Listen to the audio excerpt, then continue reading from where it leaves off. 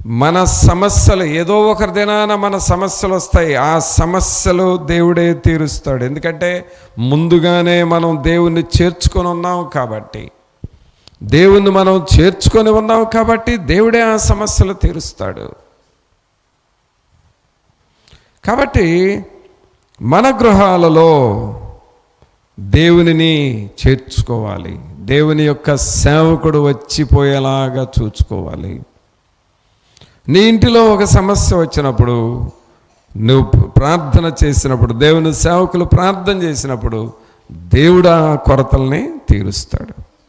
అలాంటి గృహాలుగా మన గృహాలను మనం సిద్ధం చేసుకోవాలి.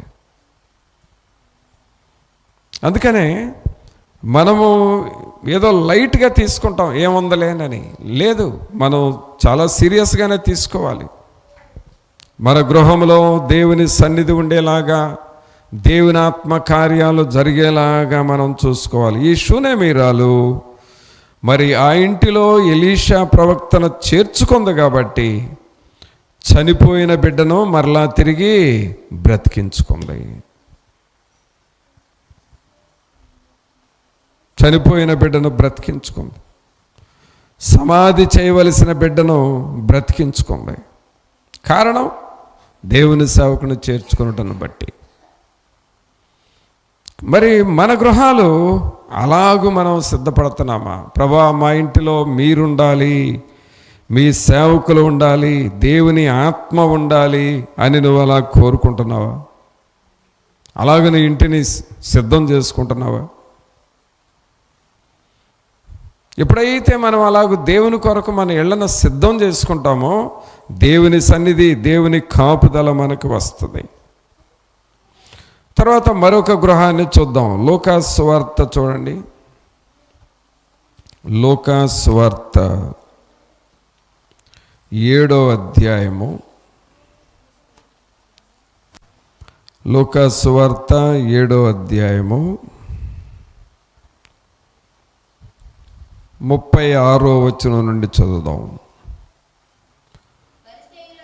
పరిసయ్యులలో ఒకడు తనతో కూడా భోజనము చేయవలెనని ఆయనను అడిగాను.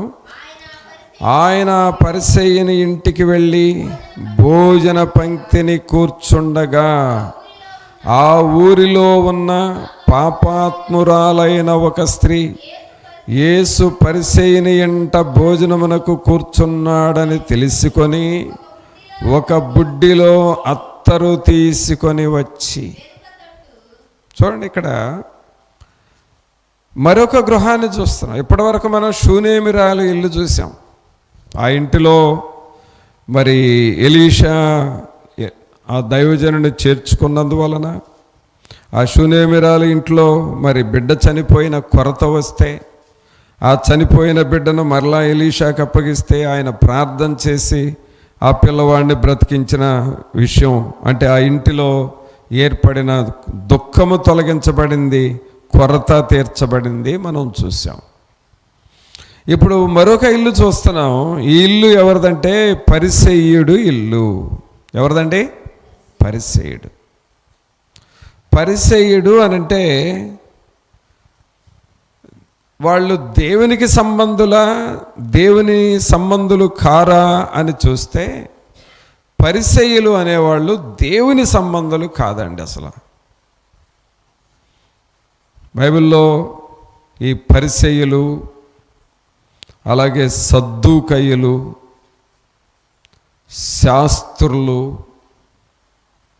తర్వాత యూదులు, వీళ్ళంతా కూడా దేవునికి వ్యతిరేకంగా ప్రవర్తిస్తారు. పరిసయ్యులలో ఉన్న బలహీనత ఏమిటంటే అందరిని విమర్శిస్తూ ఉంటారు. ఎప్పుడు వాళ్ళకి ఎదుటోళ్ళని విమర్శించడం, ఎదుటోళ్ళని కించపరచడం, ఇదే ఉద్యోగం వాళ్ళదే. ఇక వాళ్ళ పనే అది. ఎప్పుడు ఇతరులను విమర్శిస్తూ ఉంటారు. పరిసయ్యుల మనసు. మనకి ఆ దేవాలయంలో ప్రార్థన చేసే సమయంలో కూడా ఇద్దరు వ్యక్తులు, పరిసయ్యులు, సుంకరి, వాళ్ళని గురించి చూస్తాం. ఆ పరిసయ్యుడు ప్రార్థన ఎలా ఉంటుంది? ఇదిగో ఈ పాపి లాంటి వాడను కాదు, ఈయనకంటే నేను నీతిమంతుణ్ణి అని ప్రార్థన చేశాడు కదా. అంటే పరిసయ్యుడు ఎదుటోళ్ళని తృణీకరిస్తుంటాడు, ఎదుటోళ్ళని విమర్శిస్తూ ఉంటాడు. ఆ విమర్శించే బుద్ధి పరిసయ్యుడు బుద్ధి. అలాగే శాస్త్రులు అనేవాళ్ళు కూడా ఎవరయ్యారంటే, వాళ్ళు శాస్త్రాలు బాగా చదివి ఆ శాస్త్రాలలో ఉన్న జ్ఞానాన్ని మైండ్కి ఎక్కించుకొని మనకంటే బాగా తెలిసిన వాళ్ళు ఎవరో లేరు, మేమే నీతిమంతులం, మేమే గొప్పోళమని తమకు తామే గొప్పవారిగా నీతిమంతులుగా అనుకుంటా ఉంటారు. దేవుని దృష్టిలో కాదు ఆ నీతి, వాళ్ళకు వాళ్ళు అనుకుంటా ఉంటారు. అది శాస్త్రుల నీతి. అందుకనే పరిసయ్యుల నీతి కంటే శాస్త్రుల నీతి కంటే మీ నీతి అధికం కావాలి అని ప్రభువు చెప్పాడు. కానీ ప్రభువుకున్న ప్రేమ ఏంటి అంటే, ఇక్కడ పరిసయ్యులు కూడా అయా మా ఇంటిలోనికి రండి, మాతో కలిసి భోజనం చేయాలి అని అంటే వాళ్ళ ఇంటికి కూడా వెళ్ళాడండి ప్రభు. అంటే ఇక్కడ మనకేమర్థం అవుతుందంటే, యేసు ప్రభు ఎవరిని వదిలిపెట్టడు, ఎవరిని త్రోసివేయుడు, ఎవరిని తృణీకరించడు.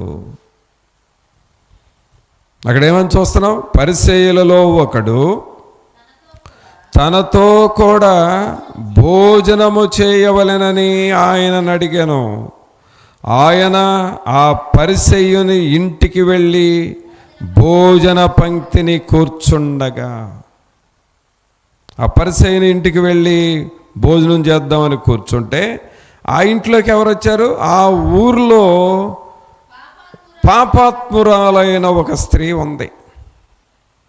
మనం ఇందాకేమో ఘనురాలైన స్త్రీ అని చూసాం. ఏ స్త్రీని చూసాం మనం? ఘనురాలైన స్త్రీ. ఈ స్త్రీ ఏమో పాపాత్మురాలైన స్త్రీ. అంటే ఈమె జీవితం అంతా పాపానికి అంకితం చేసుకుంది. ప్రభునందు పిల్లరా, మన జీవితాలని దేనికి అంకితం చేసుకుంటున్నామో కూడా ఆలోచన చేయాలి. మన జీవితాన్ని దేవునికి అంకితం చేసుకోవాలి, పాపానికి కాదు, లోకానికి కాదు, దేవునికి మనం అంకితం చేసుకోవాలి. ఇక్కడ మనం ఏం చూస్తున్నాం? ఆ ఊరిలో ఉన్న పాపాత్మురాలైన ఒక స్త్రీ యేసు పరిసయ్యుని ఇంట భోజనమునకు కూర్చున్నాడని తెలుసుకొని ఒక బుడ్డిలో అత్తరు తీసుకొని వచ్చి, ఎప్పటి నుంచి ఉందోనండి ఈమెకి ఈ కోరిక, ఎలా తెలుసుకుంది. ఈ పాపాత్ములుగా ఉండే వాళ్ళకి ఇన్ఫర్మేషన్ చాలా తొందరగా వెళ్తుంది. ఒక మంచోడికి తొందరగా న్యూస్ అందదు, కానీ పాపములో ఉంటారు చూడు, వాళ్ళకి ఫాస్ట్గా వెళ్ళిపోతాయి న్యూస్.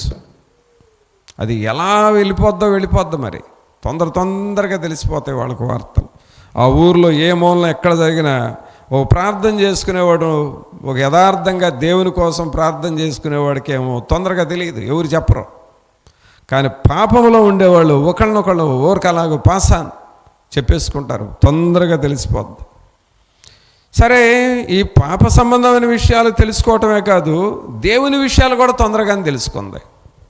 ఈ పరిసయ్యుడి ఇంట్లోకి వచ్చాడంట, ఆ ఇంట్లో ఆయనతో కలిసి భోజనం చేస్తున్నాడంట అన్న సంగతి ఈ పాపాత్మురాలకు వినపడింది.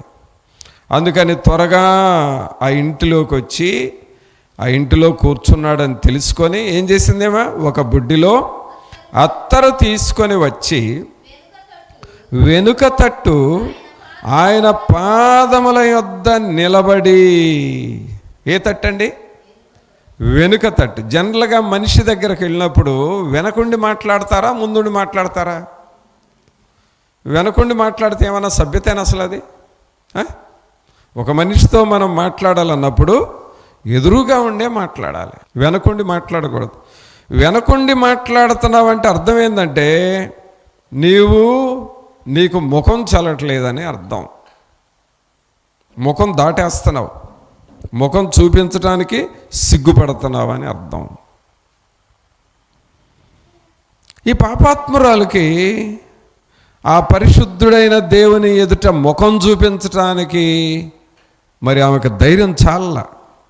అందుకనే వెనుక తట్టు ఆయన పాదముల యొద్ద నిలువబడి.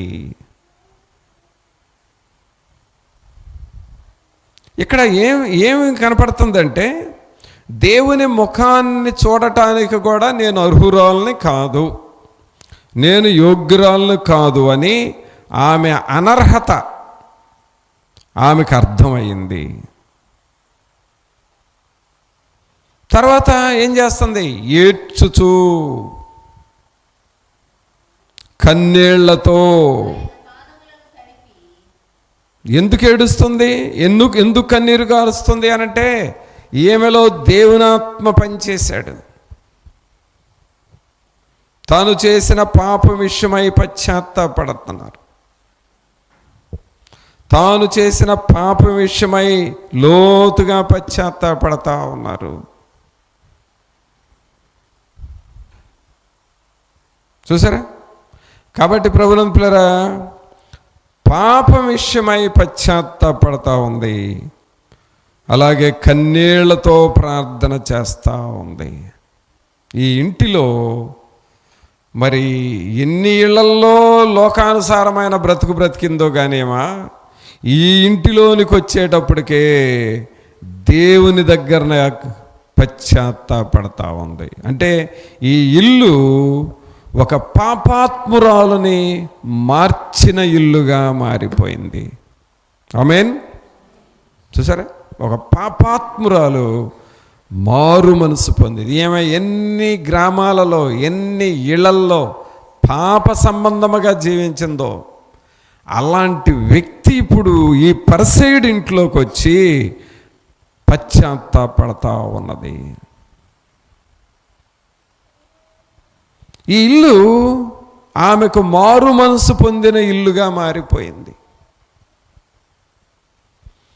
మన ఇంటిలో ఇలాగూ దేవునిని తెలుసుకోవాలి, మారు మనసు పొందుతూ ఉండాలి.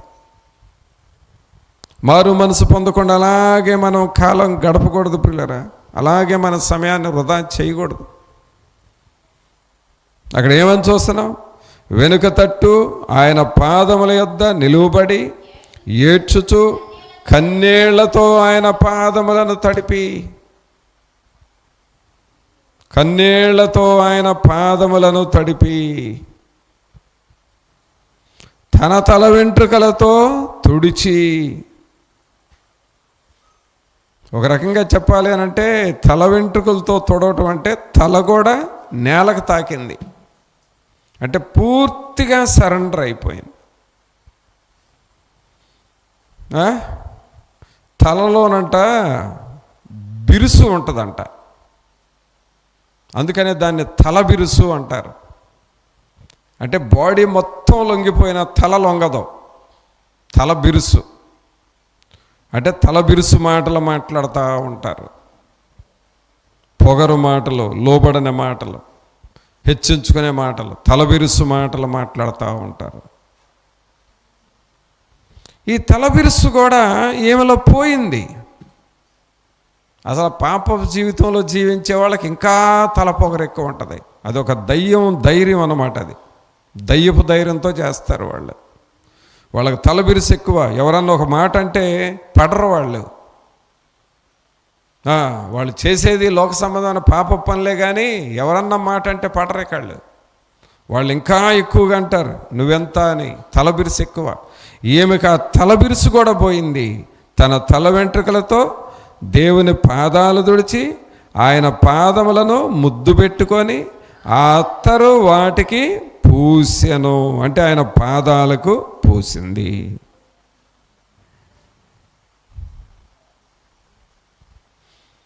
పిల్లరా, ఇక్కడ జరుగుతుంది ఏంటంటే, ఈ ఇల్లు ఈ పాపాత్మురాలు మారు మనసు పొందిన ఇల్లుగా మారిపోయింది. ఏ ఇల్లుగా మారిందండి? మారు మనసు పొందిన ఇల్లుగా మారిపోయింది. మరి మన జీవితాల్లో ఈ మారు మనస్సును మనం పొందుకుంటున్నామా? ఈ రక్షణను మనం పొందుకుంటున్నామా? మన గృహాలు అలాగ ఉన్నాయా? చూడండి, ఆ తర్వాత చూస్తే ఆమెను గూర్చి ప్రభు అన్న మాట ఏమిటంటే, 48వ వచనంలో ఏమనుందంటే, నీ పాపములు క్షమింపబడి ఉన్నవి అని ఆమెతో అనెను. ఎలాంటి ధన్యకరమైన ఇల్లండి. ఈమె ఎక్కడ సాక్ష్యం చెప్పుకున్నా ఇప్పుడు ఏం చెప్తుందంటే, ఆ ఇంటిలో యేసు ప్రభు ఉన్నప్పుడు నేను వెళ్ళాను, ఆ ఇంటిలో నేను మారు మనసు పొందాను అని చెప్పుకుంటుంది. మరి మన గృహాలు అలాగున్నాయా? దేవుడు మనల్ని దర్శించే గృహాలుగా ఉంటా ఉన్నాయా? దేవుని తాకుదల కలిగిన గృహాలుగా మనం ఉంటున్నామా? మనల్ని మనం పరీక్షించుకుందాం పిల్లరా. దేవుని సన్నిధి, దేవుని ఆత్మ సహాయము మనతో ఉండి, ప్రభా మా గృహాలు దేవుని ఆలయాలుగా, దేవుని గృహాలుగా మారాలి అని నీవు అలాగూ ప్రభువుని అడగాలి. అలాగూ నువ్వు దేవునికి ప్రార్థన చేసుకోవాలి. అలాగే మరొక గృహాన్ని మనం చూస్తే, ఈ ఇల్లు ఎవరిదో చూద్దాం. అపోస్తుల కార్యములు 10వ అధ్యాయము. అపోస్తుల కార్యములు 10వ అధ్యాయము. ఈ ఇల్లు ఎవరిదో చూద్దాం. మొదటి వచనం చూడండి. ఇటలీ పటాలమనబడిన పటాలములో శతాధిపతి అయిన కొర్నేలియను భక్తిపరుడొకడు కైసరియలో ఉండెను. అతడు తన ఇంటి వారందరితో కూడా దేవుని యందు భయభక్తులు గలవాడై ఉండి ప్రజలకు బహుధర్మము చేయుచు ఎల్లప్పుడూ దేవునికి ప్రార్థన చేయువాడు. ఈ ఇల్లు ఎలాంటి ఇల్లు అంటండి? ఇంటివారి అందరితో కూడా. ఎందరితో? ఇంటివారి అందరితో. ఇది చాలా రేర్ అండి. ఎలాంటి ఇల్లు చాలా రేర్. ఇది ఏ ఇంట్లోనన్నా చూడండి, ప్రార్థన చేసుకునే వాళ్ళు ఉంటారు. ఎంతమంది ఉంటారు అని అడిగితే ఎవరో ఒకళ్ళు ఉంటారు. భార్య అన్న ప్రార్థన చేసిద్ది, లేక భర్త అన్న చేస్తాడు. ఇది ఎక్కువ ఇళ్లల్లో ఉండేది.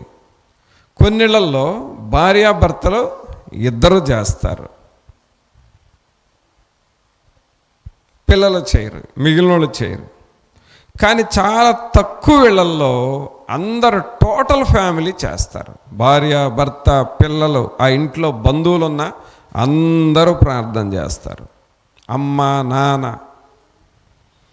తర్వాత తల్లి, తండ్రి, కొడుకు, కూతురు, అలా అందరూ చేస్తారు. అందరూ ప్రార్థన చేయటం అనేది చాలా తక్కువగా ఉండే ఇల్లు.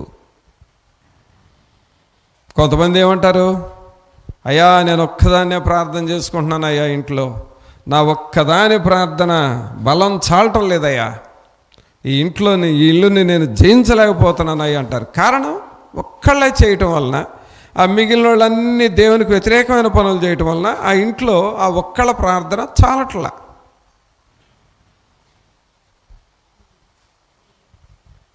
కానీ ఈ కొర్నేలి అనే ఇల్లు అందరూ ప్రార్థన చేసేవాళ్ళే.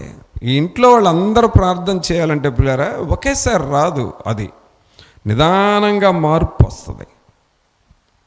ముందు నువ్వు చేయాలి, నీ భర్త, నీ భార్య చేయాలి, నీ పిల్లలు చేయించుకోవాలి, ఆ తర్వాత నీ ఇంట్లో ఉన్న పెద్దోళ్ళ చేత చేయించాలి. అలాగే ఒక్కొక్కళ్ళు మారాలి. పెద్దవాళ్ళు కూడా ప్రార్థన చేసేవారుగా మారాలి. ఆ గ్రహింపులోకి రావాలి. అప్పుడు ఇంటి వారందరూ కలిసి భయభక్తులు కలిగి ప్రార్థన చేస్తారు. మరి అలాగూ మనం సిద్ధపడదామా? ఈ కొర్నేలి ఇల్లు ఇంటి వారందరూ ప్రార్థన చేస్తున్నారు. అప్పుడు గొప్ప కార్యాలు అంటే ఆ ఇంటికి పేతురు రావటం, ఆ ఇంట్లో ప్రార్థన చేయటం, ఆ ఇంటి వారందరూ రక్షణ పొందటం, ఇలాగ గొప్పగా ఆశీర్వాదం వచ్చేసింది ఆ ఇంట్లోకి. కావున ప్రభువుని పిల్లరా 3 గృహాలు చూసాం మనం. ఇప్పుడు ఎన్ని గృహాలు చూసాం? 3 గృహాలు. మొదటి ఇల్లు ఎవరిది? షూనేమీరాలు. ఎవరిని చేర్చుకుందా ఇంట్లో? ఎలీషా ప్రవక్తను చేర్చుకుంది. ఏమన్నా కొరత ఉండి చేర్చుకుందా అంటే కొరత ఉండి చేర్చుకోవాలా, దైవజనుడిని చేర్చుకోవాలని చేర్చుకుంది. కానీ ఆ దైవజనుడు వస్తూ పోతూ ఉన్న టైంలో ఒక కొరత ఏర్పడింది. అదేమిటంటే కుమారుడు చనిపోయాడు. ఆ దైవజనుడు ప్రార్థన చేస్తే ఆ కుమారుడు బ్రతికాడు. ఆ ఇల్లు మరణాన్ని జయించిన ఇల్లుగా మారిపోయింది. రెండవ ఇల్లు ఎవరిది చూసాం? రెండవ ఇల్లు ఎవరిది? పరిసయ్యుని ఇల్లు. ఎవరి ఇల్లు అంటే అది? పరిసయ్యుని ఇల్లు. ఆ పరిసయ్యుని ఇంట్లో జరిగింది ఏంటి? యేసు ప్రభువుని ఇంట్లోనికి ఆహ్వానిస్తే యేసు ప్రభు ఆ ఇంట్లో ఉన్నాడు అన్న సంగతి విని ఈ పాపాత్మురాలైన స్త్రీ వెళ్ళి ఆ ప్రభు దగ్గర ఏడ్చి కన్నీళ్లు గార్చి మరి ఆయన ఆ అత్తరును పాదాల మీద పోసి తల వెంట్రుకలతో తుడిచి ఆ పాదాలు ముద్దు పెట్టుకొని నా పాపాలు క్షమించయ్యా అని అడిగింది. ఆ ఇంటిలో ఆమె మారు మనసు పొందింది. ఆ ఇల్లు మారు మనసు పొందిన ఇల్లుగా మారిపోయింది. మూడవ ఇల్లు ఎవరిది? కొర్నేలి ఇల్లు. ఈ ఇంట్లో ప్రత్యేకత ఏంటంటే ఇంటి వారందరూ కలిసి దేవునికి ప్రార్థన చేశారు. ఇంటి వారందరూ దేవునికి ప్రార్థన చేస్తూ ఉన్నారు. ఇంటి వారందరూ పేతురుని పిలిపించుకొని వాక్యం చెప్పించుకొని విశ్వాసంలో బలపడ్డారు. అందరూ దేవుని మార్గంలోకి వెళ్ళారు. ఇది ప్రేర. మరి మన గృహాలు ఎలాగూ తయారవుతున్నాయా? అలాగూ సిద్ధపడుతున్నామా? మన గృహాలని మనం అలాగూ సిద్ధం చేసుకుంటున్నామా? మనల్ని మనం పరీక్ష చేసుకొని ప్రభువా మా గృహాలు కూడా మిమ్మల్ని చేర్చుకునే గృహాలుగా ఉండాలి అని ప్రభువుని అడగాలి. ప్రార్థన చేసుకుందాం.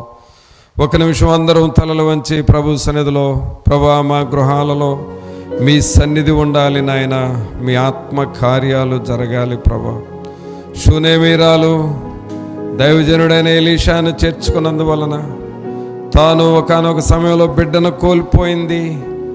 మరలా తిరిగి ఆ బిడ్డను బ్రతికించుకుంది కదా దైవజనుడి ప్రార్థన వలన. ప్రభా దేవా లాంటి వారిగా మేము మారాలి ప్రభా, అట్టి వారిగా మమ్మలను చేయండి అని నువ్వు దేవుని అడుగు. పరిసయ్యుని ఇంటిలో ఈ పాపాత్మురాలైన స్త్రీ వెళ్ళి యేసు దగ్గర కన్నీళ్లు గార్చి ప్రార్థన చేసుకుంది. ఆ తర్వాత ఆమె కూడా మారు మనసు పొందింది కదా. అమ్మా నీ పాపములు క్షమించబడి ఉన్నవి అని చెప్పారు కదా ప్రభా. మీకు స్తోత్రాలు, మీకు వందనాలు చెల్లిస్తున్నాం. అట్టివారిగా మమ్మలను చేయండి అని ప్రభువుని అడుగు. మన హృదయాలను మనం పరీక్షించుకుందాం. ప్రభు సన్నిధిని, ప్రభు యొక్క ఆత్మను మనం గ్రహించుకొని, పరిశుద్ధాత్ముడా మీ సన్నిధి మాతో ఉంచండి నాయన, మీ కృపలో బలపరచండి అని నేను తగ్గించుకొని ప్రభువుని అడుగుతావా? ప్రార్థన చేసుకుందాం. పరిశుద్ధమైన మా ప్రభా మీకు స్తోత్రాలు, వందనాలు చెల్లిస్తూ ఉన్నాము. మహోన్నతుడా, మహాగణుడా, మా ప్రభు అయిన యేసు మిమ్మల్ని స్తుతిస్తున్నాం. ఈ ప్రియుడులందరినీ మీరు దర్శించండి, వీరి ఆత్మలతో మీరు ఉండండి, మీ కృపలో బలపరచండి, మీ వాక్యపు వెలుగులో ప్రతి ఒక్కరిని నడిపించండి ప్రభా. దేవుని సన్నిధి, దేవుని శక్తిని ప్రతి ఒక్కరూ కలిగిన వారికి ఒక్కొక్కరిని మీరు చేయండి నాయన. మీ ఆత్మ నింపుదల ప్రతి ఒక్కరితో ఉంచమని వేడుకుంటున్నాము. మా గృహాలు నాయన మిమ్మల్ని చేర్చుకొని మీ కొరకు యోగ్యముగా జీవించే గృహాలుగా చేయమని ప్రార్థన చేస్తూ ఉన్నాం. పరమ తండ్రి మీకు స్తోత్రాలు. పరిశుద్ధాత్ముడా మిమ్మల్ని స్తుతిస్తూ ఉన్నాము. జీవాధిపతి మీకే స్తోత్రాలు, వందనాలు చెల్లిస్తూ ఉన్నాం. మీ సన్నిధిని, మీ కృపను, మీ ఆత్మ సహాయం ప్రతి ఒక్కరితో ఉంచి విన్న వాక్యం హృదయంలో నిలిచి ఫలించులాగున చేయండి. కొర్నేలి తన ఇంటి వారందరితో కలిసి ఏ రీతిగా ప్రార్థిస్తూ ఉన్నాడు, అలాగూ మేము మా ఇంటి వారందరితో కలిసి ప్రార్థించే ఆ కృప, ఆ ఘనత మేము అనుభవించాలి ప్రభా. మిమ్మల్ని ఘనపరచాలి ప్రభా. అట్టి మనస్సు మా అందరికీ దయచేయండి. మీ సన్నిధి, మీ ఆత్మ సహాయం మాతో ఉంచి నడిపించమని నజరేయుడైన యేసు నామమున అడిగి వేడుకొంచున్నాం తండ్రి. ఆమేన్. మన తండ్రి అయిన దేవుని ప్రేమ, కుమారుని కృప, పరిశుద్ధాత్మని యొక్క సన్నిధి, ఆయన సహవాసం ఇప్పుడు ఎల్లప్పుడూ మనందరికి తోడుగా ఉండి సహాయము చేయను గాక. ఆమేన్.